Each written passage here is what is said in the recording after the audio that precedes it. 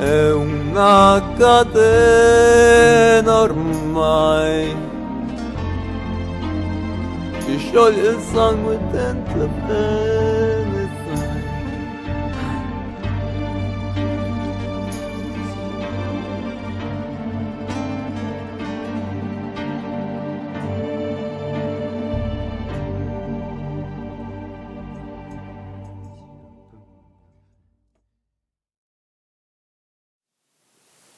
C'est important de comprendre que la paix n'est pas quelque chose d'abstrait, que c'est la conséquence de l'accueil qu'on peut avoir de tout ce qui nous habite, de l'accueil autant de ce qui nous donne de la joie que de ce qui nous fait de la peine, de l'accueil autant des subpersonnalités qui sont des ressources et qui nous conviennent que de celles qu'on aurait tendance à rejeter ou laisser dormantes.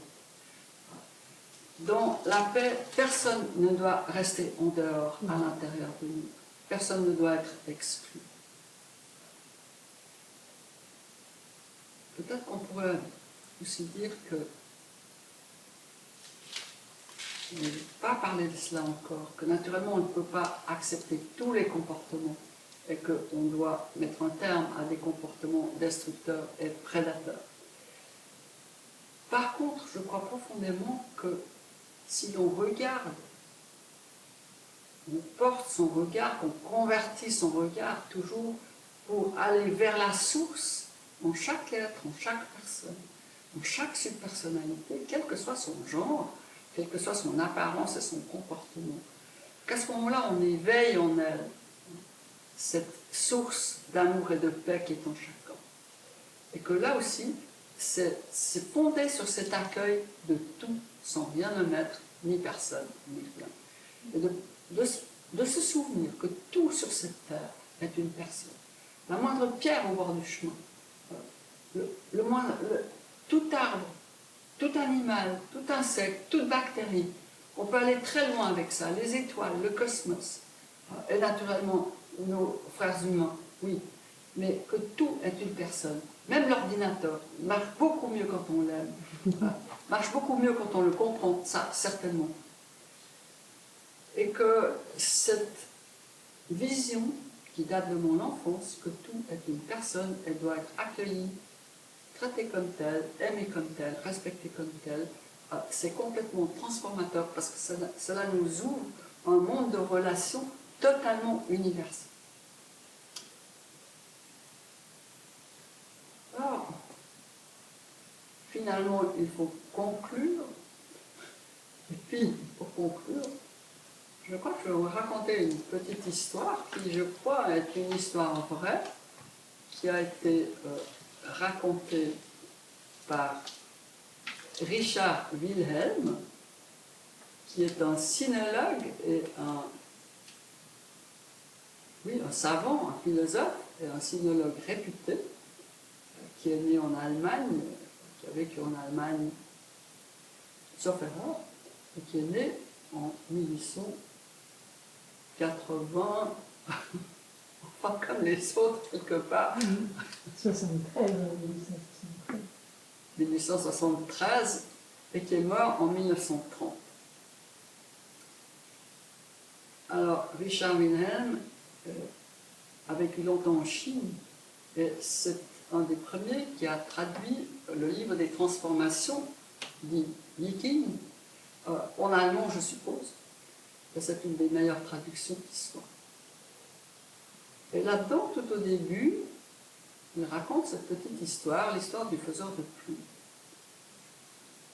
Il raconte que lorsqu'il séjournait dans un village de la campagne chinoise, c'était une période de sécheresse et les villageois n'avaient bientôt plus de riz, en fait. On était au bord de la famine, en fait, ce qui sûrement était assez fréquent en ce temps et peut-être encore aujourd'hui.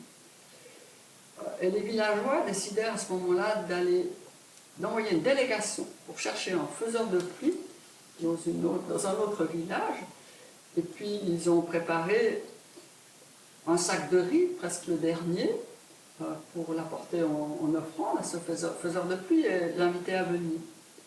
Donc au bout de quelques jours, la délégation revient avec le faiseur de pluie. Les villageois impatients de le recevoir, tout joyeux, lui disent: alors dis-nous ce dont tu as besoin pour tes cérémonies. Veux-tu des tambours, des clochettes? Est-ce que tu veux qu'on prépare une estrade de fête? Et là, le faiseur de pluie leur répond: écoutez, non, je n'ai besoin de rien, juste d'une hutte, un peu en bordure de village, dans un lieu tranquille, et que vous mettiez chaque matin un bol de riz devant ma porte. Alors les villageois sont déçus, ils commencent déjà à s'interroger, mais bon, ils respectent son vœu, on lui donne sa hutte, il lui apporte le bol de riz au matin, au premier matin, et puis silence. On n'entend rien, pas de chant, pas de mélopée, pas d'incantation, pas de clochette, pas de tambour. Bon, les villageois patientent. Le deuxième jour, on remet le bol de riz. Les villageois commencent à murmurer en disant: on n'entend toujours rien. Cet homme est peut-être un imposteur. Qu'est-ce qu'il fait là, d'autre que de manger notre dernier riz? Donc la journée se passe dans les murmures, les récriminations, le mécontentement.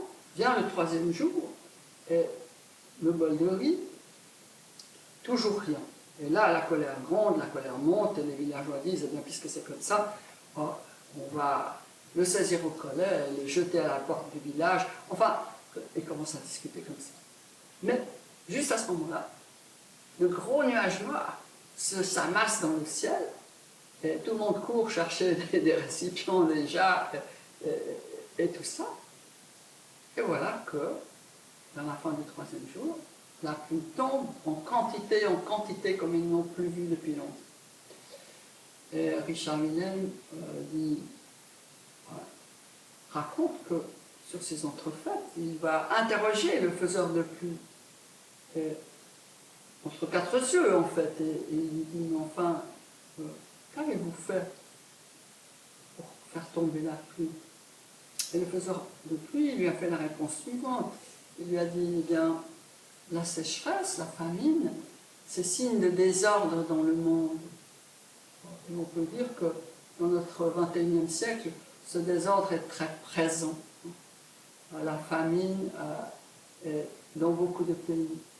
La terre est en désordre, elle est en chaos. On a tout ce dérangement climatique, ces tornades et ces tsunamis et ces tremblements de terre qui sont s'intensifier.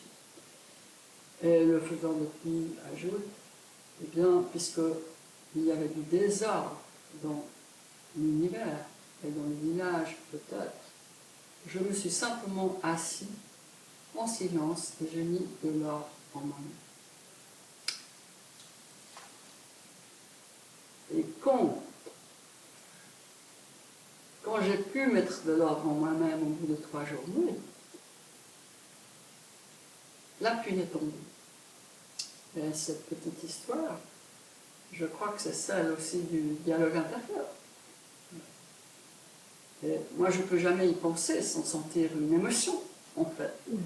Oui, parce que je trouve cela si beau et si vrai, et que je crois que la paix, si jamais elle doit venir, et la conscience, si elle doit nous advenir à une large échelle, elle viendra à travers cette paix intérieure que nous saurons établir en nous-mêmes. Et mon expérience de 28 ans, c'est que le dialogue intérieur est un instrument merveilleux qui nous y conduit.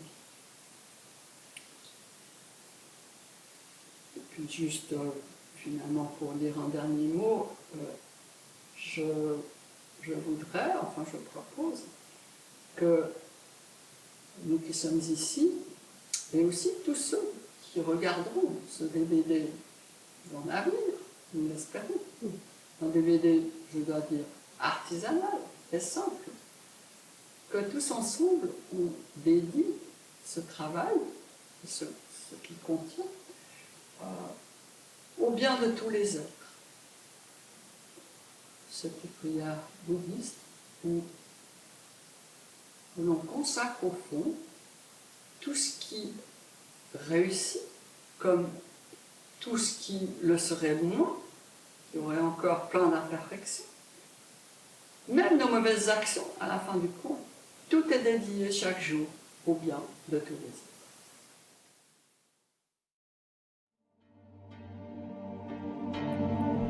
Così diventa tutto piccolo, anche le notti là in America.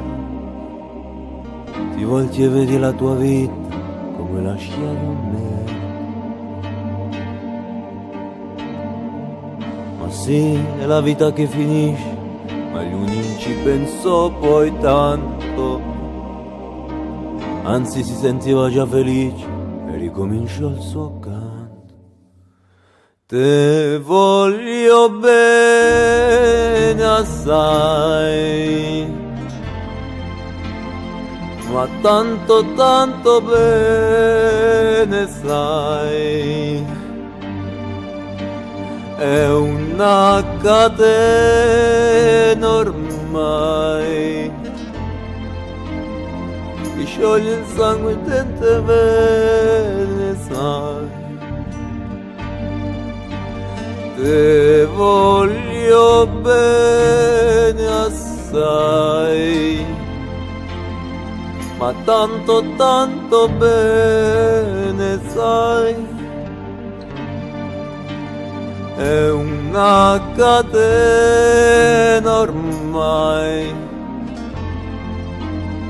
ti scioglie il sangue dentro bene.